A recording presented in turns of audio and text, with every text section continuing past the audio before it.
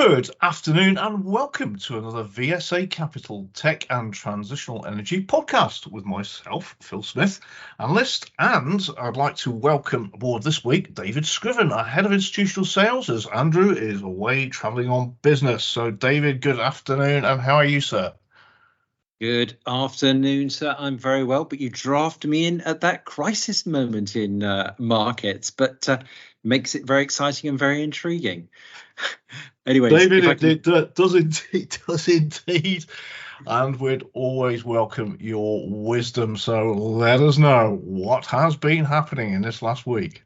Well, hopefully I can give you some insightful thoughts and comments. So looking back a little bit, US CPI, the core, in February was up 0.5% to 5.5, posing a tough choice for the Fed on rates with rising inflation. Do they go 50, 25, or no hike at all, as suggested by Goldman Sachs and the banking turmoil? Now, of course, look out for the ECB today because they have a similar dilemma in the context of contagion and in the banking sector and Credit Suisse. Anyways, I wanted to focus on Silicon Valley Bank, SVB. And as I understand it, it was the go-to startup bank in the USA with a close-knit ecosystem of tech and healthcare companies and VC firms. VB presented themselves as the one-stop shop, providing loans to startups, secured or unsecured by assets, and treasury management, which was deposits.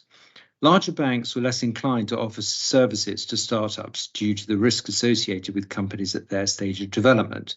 And by the same token, startups could get locked into clauses with SVB, which encouraged them not to hold their deposits elsewhere. The bank collapsed when VCs, who are periodically referees for VC loans, urged companies to pull cash from the bank.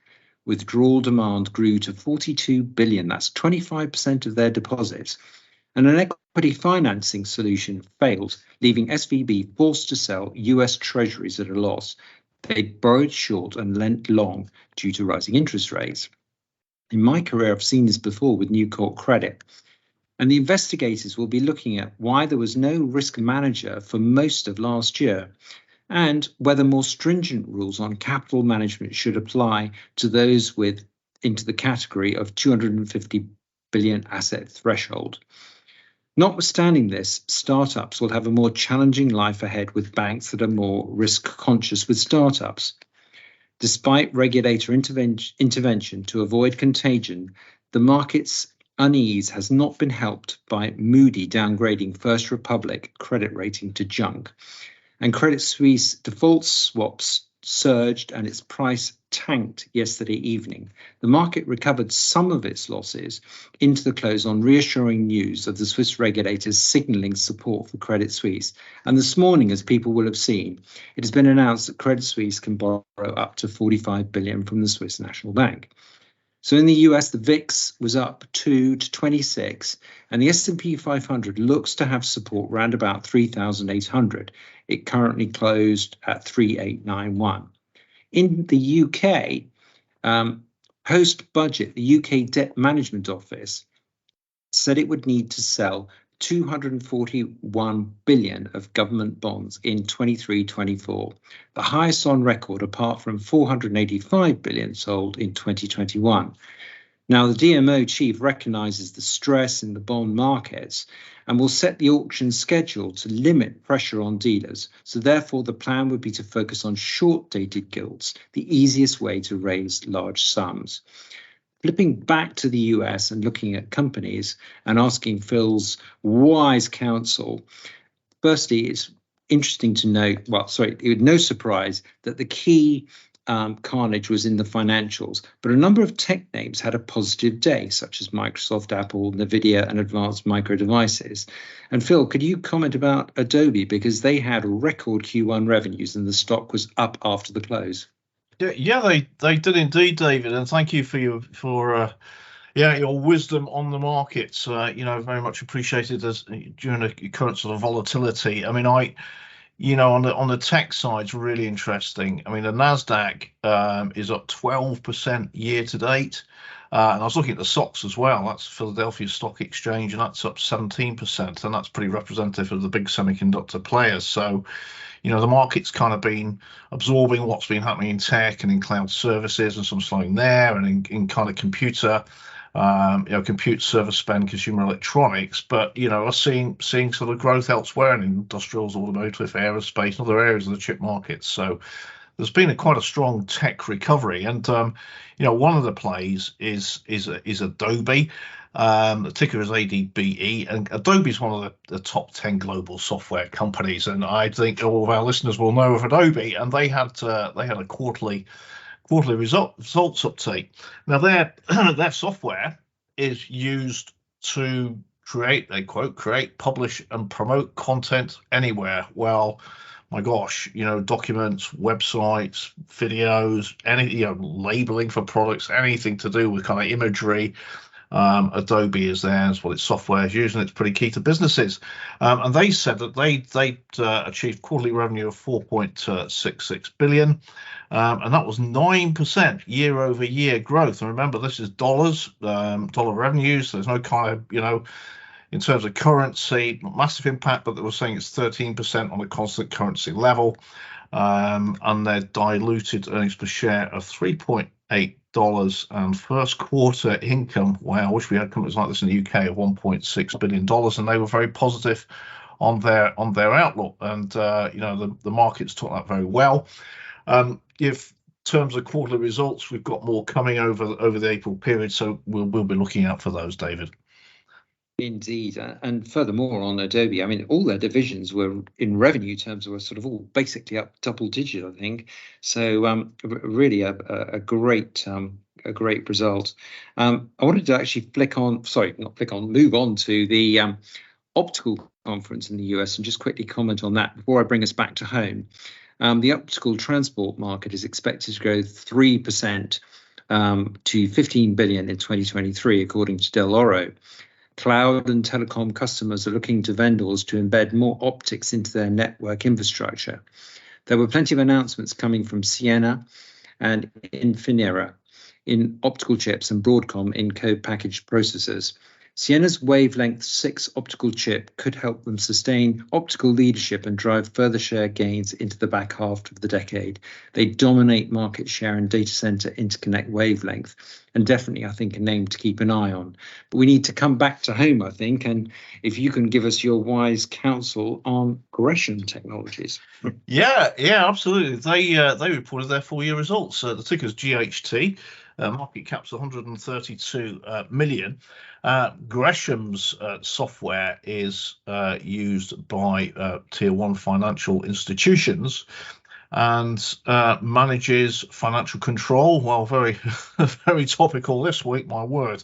Risk management, data governance, regulatory compliance, and they have 275 customers across 30 countries. During the year, they said they won 12 new name wins involving several tier 1 financial institutions.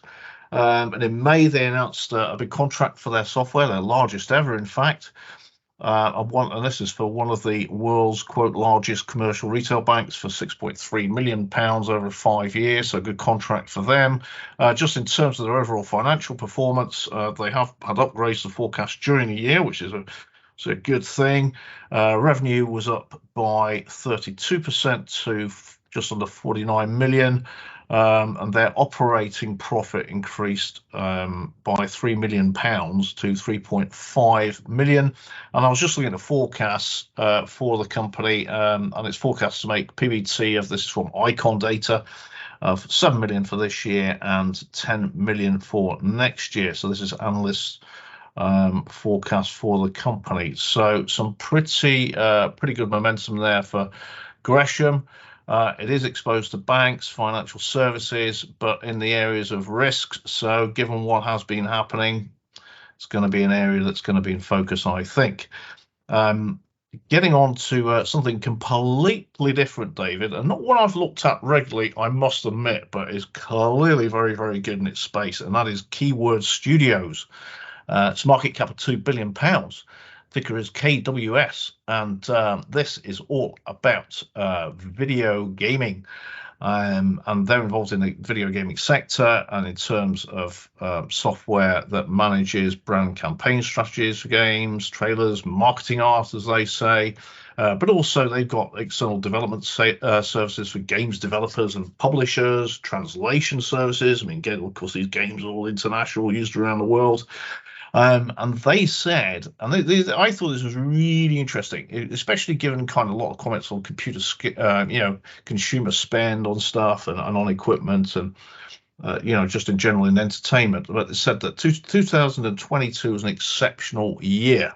Their revenues are £691 million. That's growth of 34.8%, but organic revenue growth of 21.8%. Was helped by foreign exchange, but it's not being specific about that. Nonetheless, the real thing of focus here is how much bloody cash and profit this business throws off. It said their adjusted profit before tax was 112 million. That's on sales of 691 million, and a margin of 16%. And they also went on to comment in terms of their cash generation, which we always look at, David. And their operating cash generation was 124 million. This is euros, actually, on 691 million euros of sales. And that supported some of their M&A activities. And they had spent 116 million on M&A, and they still generated cash of 82 million pounds. So it was down just 24 million euros after all of the, the 116 million euros on M&A. So super set of results from Keyword Studios, and the ticker is KWS. That goes to the top of the watch list. I think so. I think so indeed. It is. I can't say it is cheap. It's on a P of 25 times, falling to 23 times on icon estimates. But you pay high PEs for high margins and high cash flows and quality of growth. So yes, that is one that we don't cover it. Investors, our listeners should do their own homework on it, but we think it's worth looking at further. David, another company that we've commented on before, which has had full-year results, is Midwich.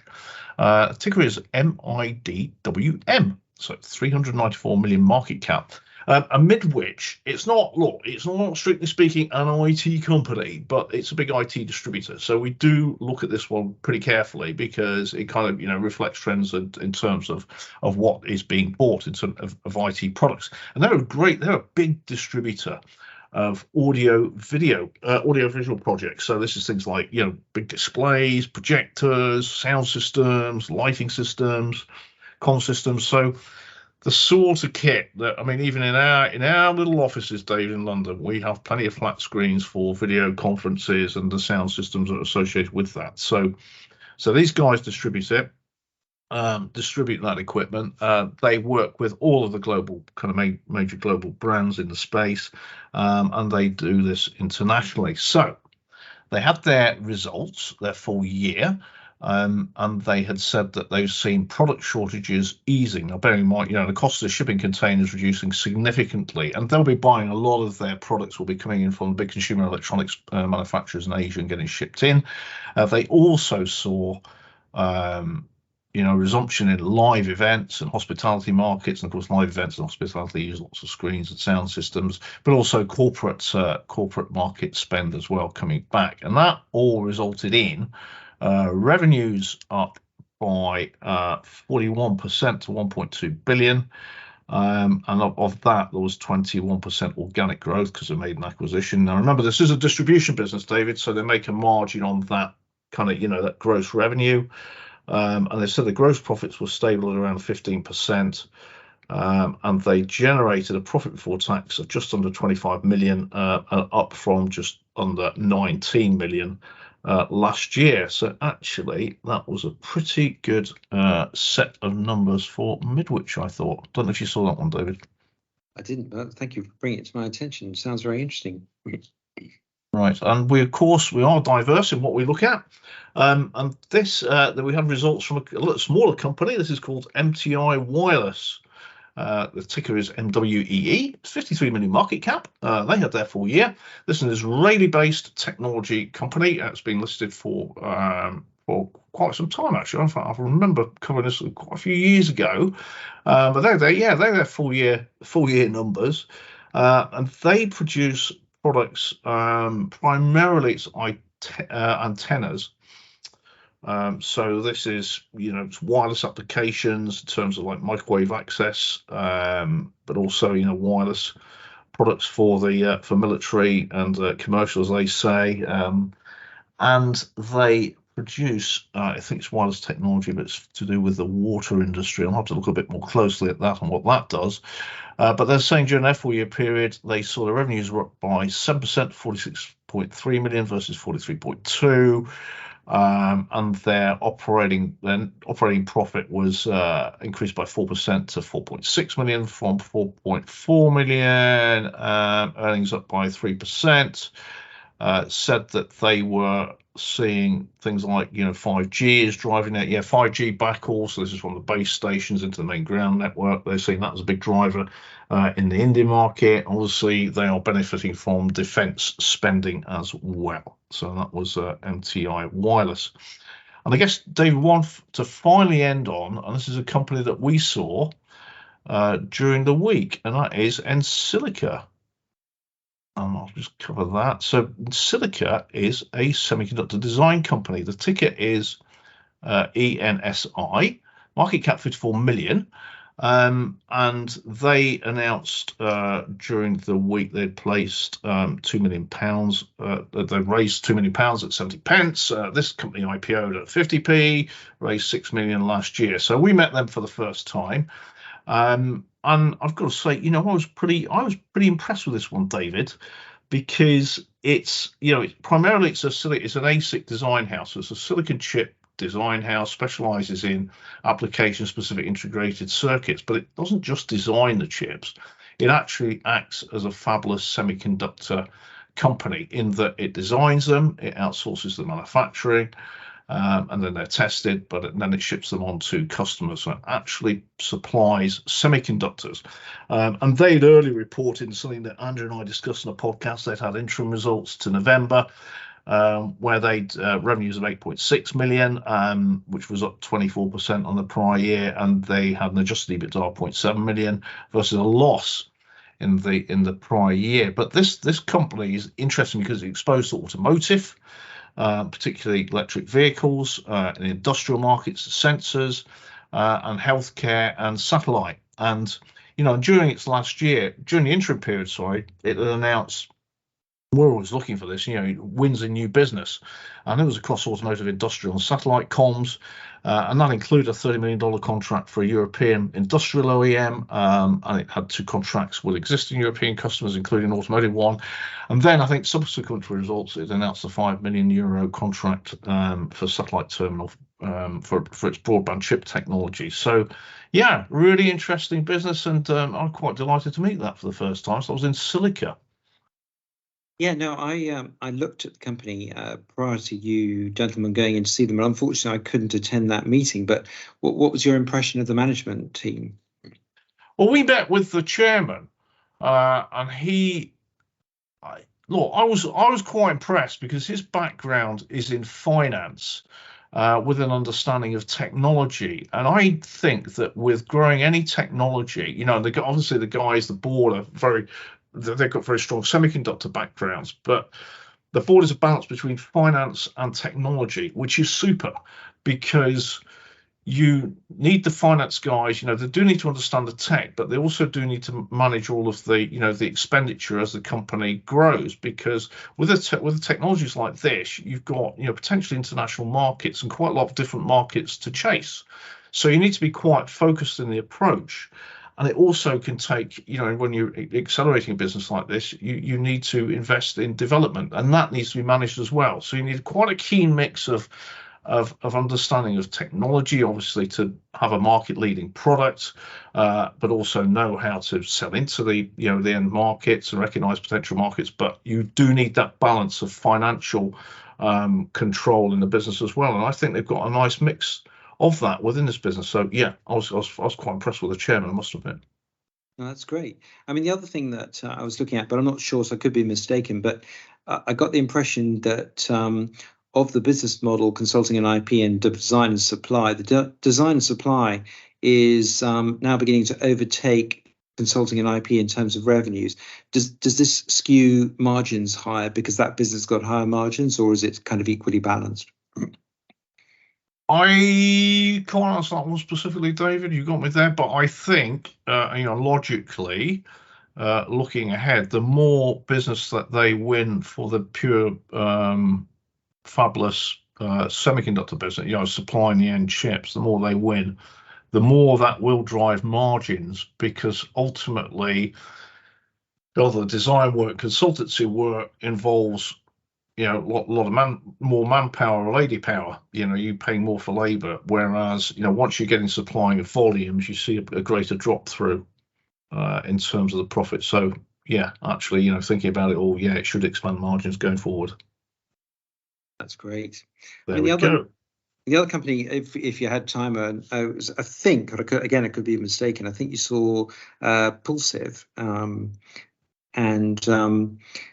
they raised 1.6 million to support scaling its patented electronics that increase efficiency in solar cells and battery chargers. And I think you saw them recently. Your thoughts on that? Yeah. Well, this is part of Frontier IP, and we act for Frontier IP Group. The ticker is FIPP. The market cap's 37 million, and this is a company I've known for a long time. Frontier IP holds equity stakes in 17 tech companies, and Pulsive is one of those. And Frontier actually earn those equity stakes by working with earlier stage tech companies that are mainly kind of spin-outs from UK universities. So these are tech companies that are IP rich. It gets involved very early on and helps them develop and commercialize their technologies. And as I say, Pulsive is one of those equity stakes. Now, quickly, Frontier had its interim results, so it'd be very remiss of me not to comment on those. Firstly, and in their first half, which is going to look to this, was it November, I think. Their interim period, but they saw the NAV of their portfolio up by 4% to 88p, and their cash rise to 5.8 million. But these results come off a very strong comparative period last year, when they actually saw one of their portfolio holdings, Exscientia, which is AI for drug discovery, undergo a NASDAQ IPO. And so they realized they'd unrealized profits on the investments that they hold in that, but actually they did dispose of some of the equity that they held in it as well, for 3.4 million cash gain, which shows how powerful their model can be. And some of their ability to pick winners, and one of those winners I do think that sat in the existing portfolio is Pulsive. They've developed a very highly power efficient inverter semiconductors, and these are it's not the chip, it's the software they developed that uses the basic processor chips to run it. But this software they developed for power supply converters, because it's highly efficient, it saves significant energy in the power supplies and lowers costs. And the markets for this are pretty significant, particularly in solar arrays, including improving the power output for those, but also for consumer electronics products in saving energy. And ultimately, if you are saving energy in consumer devices, you're reducing consumer spend on their electricity and business spend on their electricity. In the same vein with solar power, the more efficient it is and the more output they get from the solar cells, the more beneficial that is for the solar operators. So a pretty exciting business, this. It's still early stage, but they've already they've got products out in the market. They've signed a number of distribution agreements. They've entered a strategic agreement with a company called Salom, SALOM, which is a global manufacturer of power supplies. So still early stage, really exciting tech company, part of Frontier IP's portfolio, and a good example of the kind of things it has in that portfolio. So that's Frontier IP Group. Sounds great.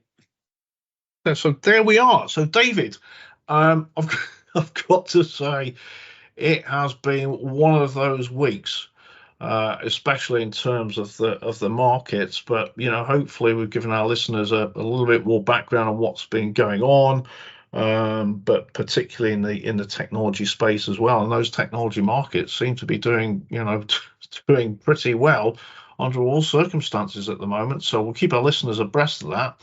Of events in the space. If our listeners got anything they'd like to discuss, any ideas or companies that they want us to suggest, please get in touch. And David, listen, I'll thank you so much for joining us this week. Hope we get the opportunity to chat again. Always a pleasure, and thank you very much. Thank you, David.